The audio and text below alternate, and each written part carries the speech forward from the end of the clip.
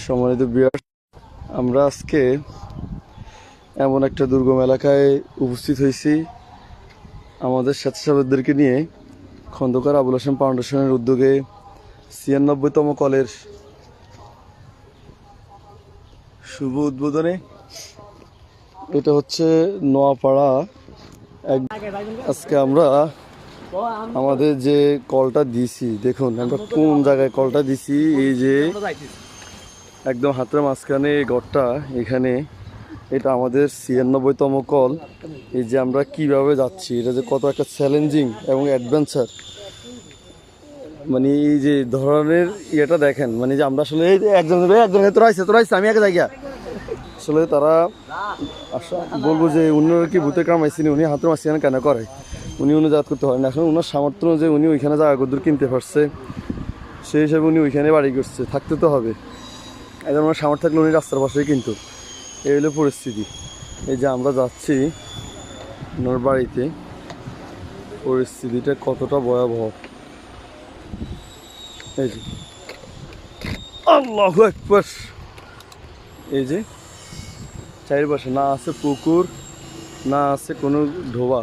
এই যে এটা হচ্ছে খাল। এই খালের মধ্যে কি আসলে কোনো কিছু করা যায়? ওনার খাওয়ার পানির ব্যবস্থা নাই, খুবই খারাপ অবস্থা। এটা ৯৬তম হবে। এই যে আমরা আমাদের স্বেচ্ছাসেবকদেরকে নিয়ে আসছি। এই যে এখানে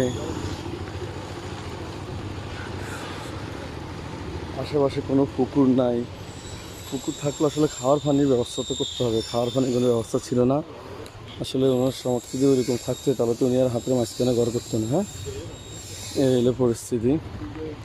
এই কিরকম দিবি, এই যে আমরা যাচ্ছি। আসসালামু আলাইকুম।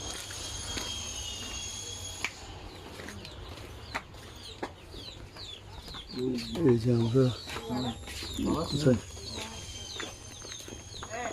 একটা বালতি নেই। এই যে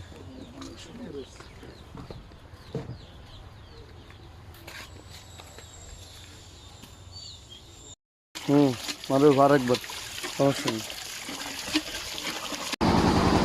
এই কল, সিমেন্ট, পাইপ, এই হচ্ছে রং।